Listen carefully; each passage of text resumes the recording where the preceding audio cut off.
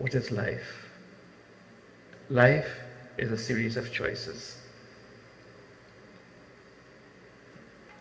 We are told we are born with nothing, we die with nothing. And instead occurred to me, we are born with something. And that thing is time. When we are born, we are given time. And from there, we are given the choice how we want to use that time. What do we want to do with that time?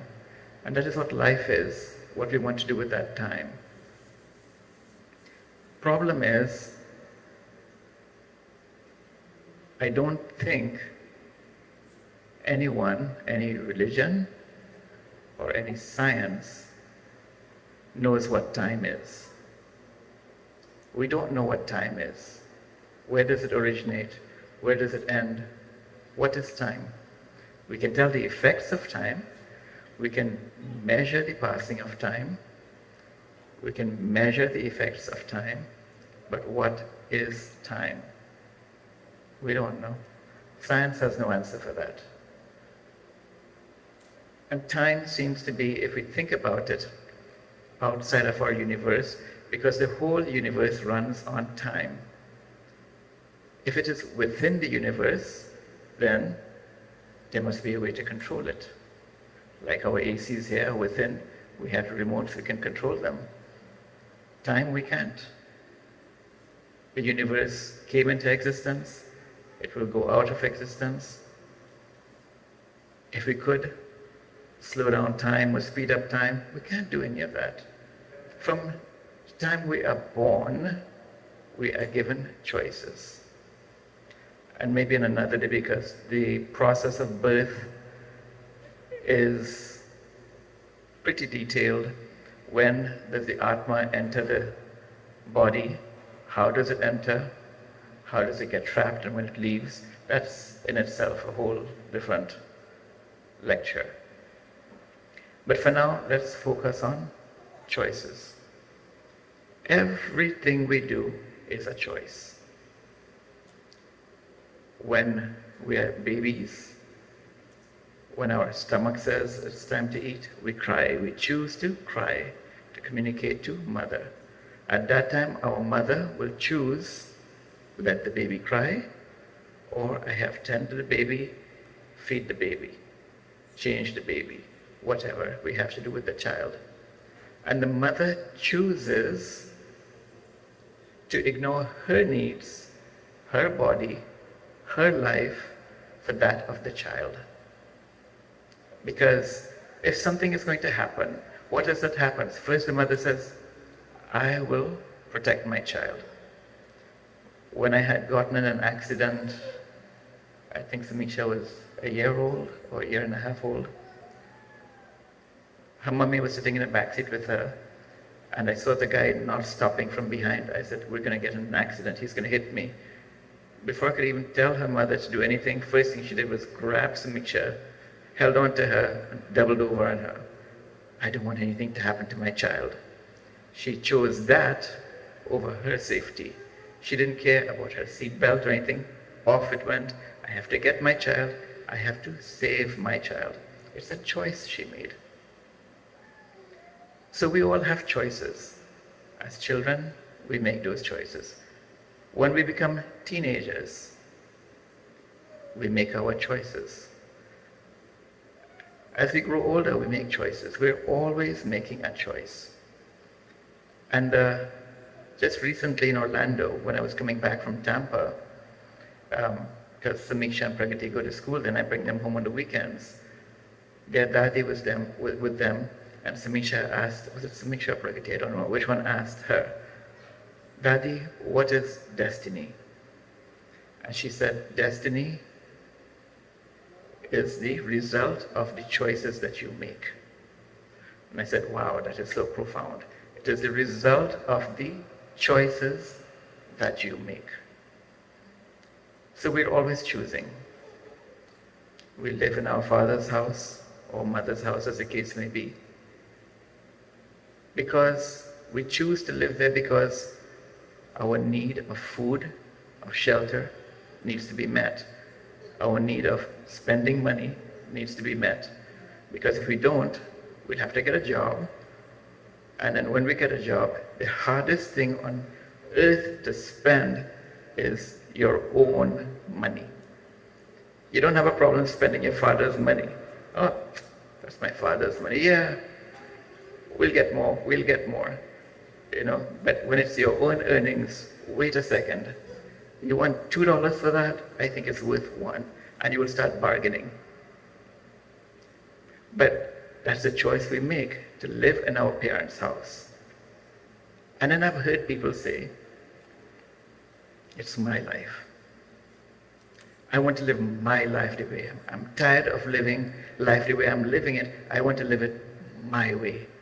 This is my life. I'm young. I need to live my life now. Whose life have you been living? I don't know. I want to find out someone who has said that and find out from them, whose life have you been living that now you choose, I want to live my life. And I hear it all the time over there. I'm old enough now. I'm an adult. I need to live my life. So whose life? I still haven't figured it out.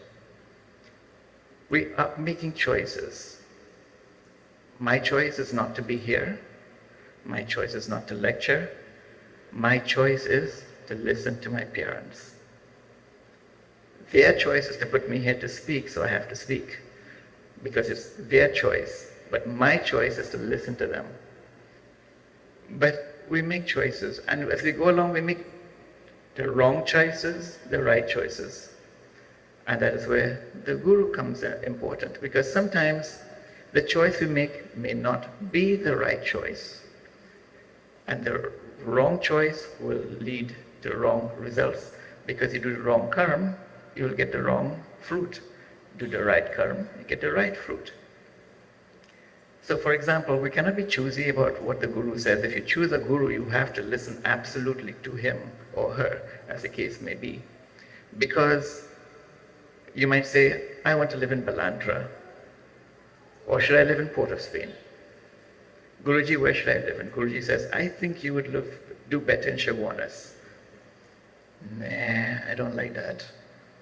I want one of those two choices. You know what? I'm going to ignore what Guruji said. And I will choose to find an excuse. I will choose to find a way out for my choice. Well, Guruji, I had to choose Port of Spain, with the traffic in the morning, having to go to work, and I have to make so much money and have a better job opportunity in Port of Spain. So I chose to live, you wouldn't say I choose, but I'm going to live in Port of Spain. And what will Guruji say? Okay, your choice, whatever you wish. But the choice was yours. You said, I told him to tell me where to live. And when he gave his decision, that was not my choice, I found a way. The one thing that we never own in our life is blame or fault. Galti hamari nahi hoti hai. I don't think I'm explaining it properly in English, but galti hamari nahi hoti hai. It doesn't matter. I can drop this mic. I will say sorry, but the leg shook on the sponge there. It wasn't placed properly, so it wasn't my fault. The light will fall. Something will happen. We will find an excuse to say it was not my fault. Because when we don't take responsibility for action, we're choosing not to be responsible. Similarly, we choose to be happy. We choose to be angry. We choose to be sad, or whatever other emotions you want. When we are angry, why are we angry? Because things did not go the way I chose them to go to. So if I choose to eat a sandwich, and my wife chooses that I need to eat something a little more nutritious, it's quite possible I will get angry, but I want the sandwich. And she says, no, it's not nutritious. You need to eat oatmeal. So, okay, I can choose to be angry.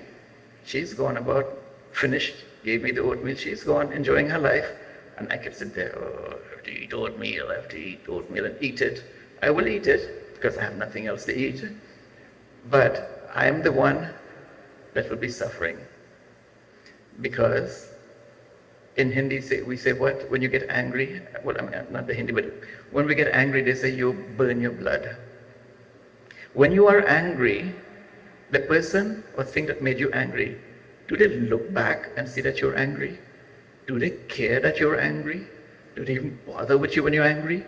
When someone is angry, what's the first thing you say? Leave them alone. They'll cool down. Leave them alone. So when you are angry, you are the loser, not that made you angry. Similarly, we choose to live. We choose to live how we want to live. Every morning that we get up, we choose to live. We choose, today is a new day. I have to get up. Okay, 6 o'clock is the Vajgan. There's no Sankhya. If I skip it, the other people will sing. I'm not a singer. Okay, I'll skip it. No problem. But no, wait. I have to be in assembly morning and evening. So yes, I choose to be there. And I like Aradhana, so I choose to be here. Oh wait, Aradhana, everybody's in the hall, nobody's in the cabin. I choose to stay there and be happy and alone, catch up in my sleep. So when we choose to live in the morning, we choose our activities for the day. And we are full of life. Look at children, how full of life they are. I mean, I miss that. They get up and they go, and they seem to have no end. And even at night, it's such a task when you ask parents to put them to sleep. But as we grow older, we think that we are dying, but we're not. We are choosing to die. Think about it. We are choosing to die. One of the most common phrases we have is, let's say your child, I think the driving age is 17 or 18, 17, and you choose to buy your child a Mercedes-Benz. And the next day the child crashes at Mercedes-Benz and comes back and asks you, Dad, I know it's your money, I love spending it, can I have another one? You will choose to be angry with that child for crashing the car. If you're, like they say, filthy rich, you will choose to give him another one. And if he does it again and again, how long are you going to choose to give him? Eventually you will get angry with that child and say, I am killing myself working to support you. I am killing myself. So you are choosing to die by killing yourself. Because how do we die? 2 ways. There are only 2 ways to die. One, to be killed by something, from something as small as a virus or bacteria to something as big as, if we are at the top of the food chain, another human. And if we don't die that way, we choose to die. And I say that because a lot of the statistical evidence, a lot of the stories that I've heard of the great people that have passed away, even my grandfather, he knew when he was going to leave the world. He called all his 4 sons. He called, or this is a story I've heard so many times, he called all 4 of them to be in the mandir, where he decided. A couple of days before he passed away, he started cleaning up, started taking the proper foods, starting doing all the necessary things that are necessary for when you die. He did all of that. And in the mandir, during Sunday, and Papa can tell you better, he was sitting right behind him, is when he left the world. There are other cases. I have met one of my friends, doctor in Atlanta, Dr. Cardenas, Rajan knows him, told me that when his father died, same story, same pattern. His father called his 2 sons, distributed his wealth amongst them. He changed his lifestyle, and he told them, tomorrow morning, that's it. Next morning, he passed away. And again, if we start thinking about it, many times people in our lives, they will tell you, I will only lift at that time. I would only lift at that date, because they have chosen that to be their end date. What makes us choose an end date? Why do we not choose to be immortal? Because of the one thing that occurs in everyone's life that they can never, ever, ever get over.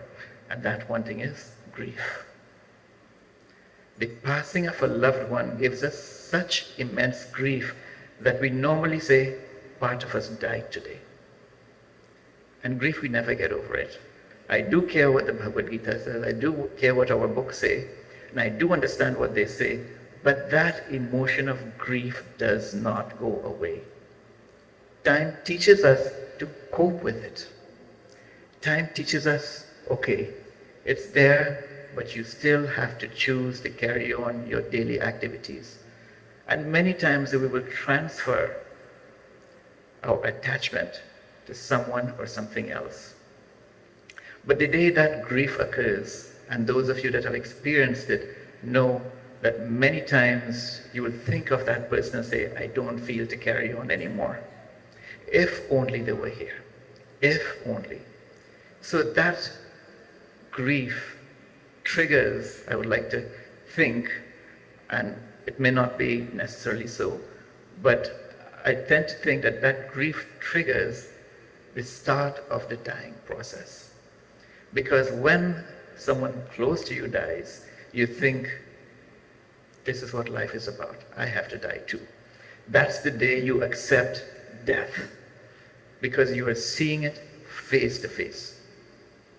And from then, you actively start to die. Because then you start thinking, well, my grandfather died when he was 70, and this other person died, and you start putting together a chronological age that I've noticed in my family, everyone tends to die around this age. So wait a second, does that mean when I get there it's going to happen? And you start putting a limit. Well, if everyone is doing it, I will do it too. And, when you go for your astrological checking, the one thing that the Pandit does not tell you is the day you're going to leave the world. For various reasons, but they do not tell you because they want you to choose to live as long as you want to live. And we can choose to live as long as we want. Prime example, our Guruji right here. Doctors had given up on him. He should not be alive today. We brought him home. The nurse that was taking care of him for the first 3 months, and after 3 months, one day she walked in and looked at him and said, and that's when it hit me, she said, she used to call him by his first name, so she called him by his first name, you look good today. You look like now you're finally actively living. She goes, every time I came, before, you looked like you were dying and were being forced to live. But today you look like you want to live. Today you're looking like you are actively living, and he lived. Not that he's Harry Potter, the boy who lived, but, he lived, and he's alive, which shows even further concrete evidence that we will die when we choose to die. And I'm not British. To die. But, so choose to live. Stop killing yourselves. Killing yourselves, eating wrong food. Yes, I love pizza. I'm young, I can handle 2 pizzas. Yeah. Oh, I put on a little extra weight. No problem. When I have time, I will lose it. And then when the doctor tells you, well, you've got triglycerides, you've got cholesterol, your arteries are clogging up. What did I do? Remember, it's not our fault. It's my wife. It's all the puja food I'm eating. It's the camp food, so delicious. That is causing my arteries to clog up, I have to go on a diet when I finish camp. But while I'm here, I'm going to live it up. Even if it kills me, I will enjoy the food. And that is how we choose. So we choose all these things. And children, listen to your parents. choose to listen to them. If you don't agree with their advices, if you don't agree with them, then that is where you have your guru, whoever he or she may be. And you have chosen that person to be your guru. You have chosen that person to be the one that is going to lead your life. Then choose to listen to them. What the guru is, and the scientific explanations of that meditation, we'll touch another time. I think I went a little too long, but I choose to stop now. Namaste.